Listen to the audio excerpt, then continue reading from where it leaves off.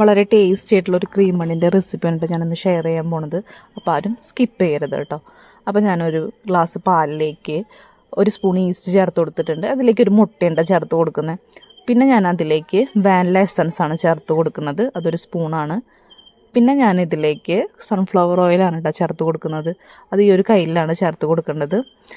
ഈ ഒരു കയ്യിലാണ് ഞാൻ അളവായിട്ട് എടുത്തിട്ടുള്ളത്. പിന്നെ അതിലേക്ക് ഒരു പിഞ്ച് ഉപ്പ് ചേർത്ത് കൊടുക്കുന്നുണ്ട് കേട്ടോ.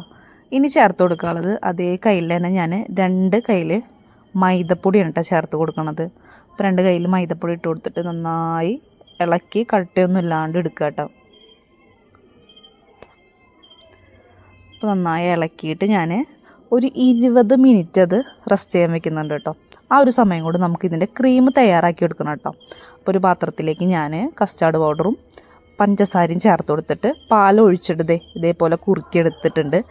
ഇനി അതിലേക്ക് ഒരു ബട്ടർ ഇട്ടിട്ട് നന്നായി കുറുക്കി എടുക്കുക കേട്ടോ. നന്നായി ഇളക്കി നമ്മൾ ഇളക്കാതിരിക്കരുത് കേട്ടോ, കണ്ടിന്യൂസ് ആയിട്ട് ഇളക്കണം.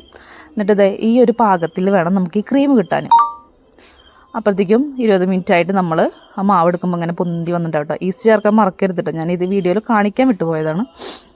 എന്നിട്ട് നന്നായി ഇളക്കിയിട്ട് നമ്മൾ പാൻ ചൂടാക്കിയിട്ട് അതിൽ ഇതേപോലെ ഒരു കുണ്ടുള്ള കയ്യിലെടുക്കണം കേട്ടോ. എന്നിട്ട് അതിൽ ഓയിൽ ഇതാക്കിയിട്ട് നമ്മൾ ഈ മാവ് ഒഴിച്ചു കൊടുക്കുക. മാവ് ഒഴിച്ചു കൊടുത്തിട്ട്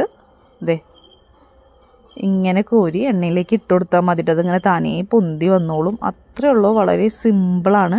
ഇനി നമ്മൾ ഈ ബണ്ണ് തയ്യാറായിട്ട് വരുമ്പോൾ നല്ല ടേസ്റ്റാണ് കേട്ടോ, നല്ല മധുരമുണ്ട്, നല്ല സ്പോഞ്ചാണ് കേട്ടോ. ഉള്ളൊക്കെ ഭയങ്കര സോഫ്റ്റാണ്, നിങ്ങൾക്ക് കണ്ടാൽ തന്നെ മനസ്സിലാവും.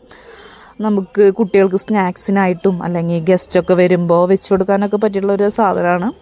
എന്നിട്ട് ഇനി നമുക്കിതിനെ നടു കീറിയിട്ട് നമ്മുടെ ഈ ക്രീം അതിലേക്ക് പൊറ്റി കൊടുക്കാവുന്നതാണ് കേട്ടോ. അപ്പോൾ അത്രയുള്ള സിമ്പിൾ റെസിപ്പിയാണ്. എല്ലാവരും മസ്റ്റായിട്ട് ട്രൈ ചെയ്യണം. ട്രൈ ചെയ്യാൻ മറക്കരുത്. എന്തായാലും നിങ്ങൾക്ക് ഇഷ്ടപ്പെടും, കുട്ടികൾക്കൊക്കെ എന്തായാലും ഇഷ്ടപ്പെടുന്ന ഒരു സാധനമാണ്.